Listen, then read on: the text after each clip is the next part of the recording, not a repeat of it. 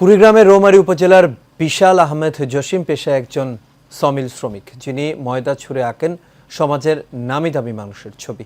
আর্থিক অভাব অনটনের কারণে এসএসসি পাশ করার পর আর পড়া হয়নি তার। স্থানীয়রা বলছেন, সরকারি বেসরকারি সহযোগিতা পেলে জসিম হয়ে উঠবে দেশের বিখ্যাত এক চিত্রশিল্পী।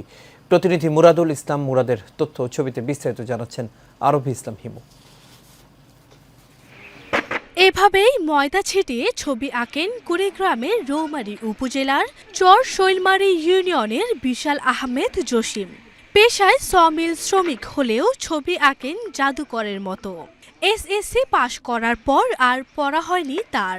বাবার সাথে সমিলে শ্রমিক হিসাবে কাজ করার পাশাপাশি ছবি আঁকেন জসিম। আর্ট কলেজে ভর্তি হওয়ার ইচ্ছা ছিল ছোটবেলা থেকে, কিন্তু ভর্তি হওয়া তো হয় না এখন, মানে সমস্যার কারণে। আর্টকে আমি অন্য মাত্রায় নিয়ে যেতে পারবো ইনশাল্লাহ, এটা আমার বিশ্বাস আছে। মানে কোনো যদি সহযোগিতা করা হয় আর কি। জসিমের আঁকা ছবি দেখে অবাক স্থানীয়রাও। বলছেন, প্রাতিষ্ঠানিক শিক্ষা পেলে বদলে যেতে পারে জসিমের জীবন। কাজ করার ফাঁকে ফাঁকে ছবি আর্ট করি, বিভিন্ন জায়গায় ছবি আর্ট করতে করতে এখন এসে মোটামুটি বিভিন্ন চ্যানেলে বা বিভিন্ন এই মোবাইলের মাধ্যমে সারা বিশ্বে ছড়িয়ে দেওয়ার জন্য। বাবা গোলাম হোসেনের দুঃখ, আর্থিক অভাব অনটনের কারণে লেখাপড়া না করাতে পারায়।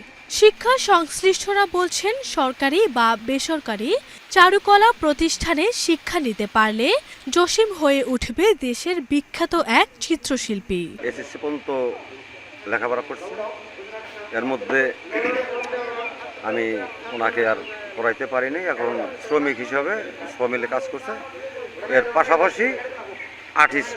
তার বাবার তরফ থেকে নার্সিং করতে পারতো, টাকা পয়সার সাপ্লাই দিতে পারতো, আর্ট কলেজে পড়াতে পারতো, অথবা সরকারি কোনো পৃষ্ঠপোষকতা পেলে ছেলেটা অনেক দূর এগিয়ে যেতে পারত। রং এবং ময়দা ছাড়াও রং তুলিতে শতাধিক ছবি এঁকেছেন জসিম। নামি দামি মানুষের ছবি আঁকাই তার নেশা। আরবি ইসলাম হিমু, এশিয়ান টেলিভিশন।